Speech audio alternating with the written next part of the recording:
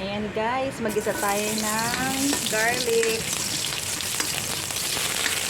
Ayan, onion.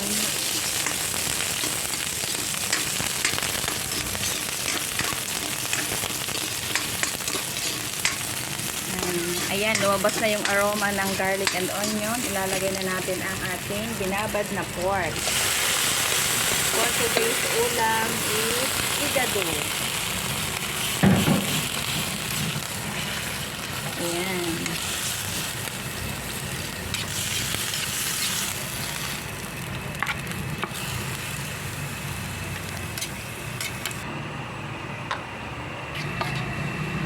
Ayan, isasangkot siya natin guys itong pork.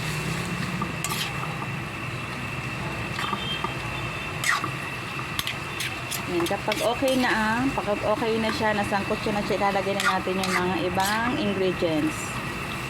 Ayan.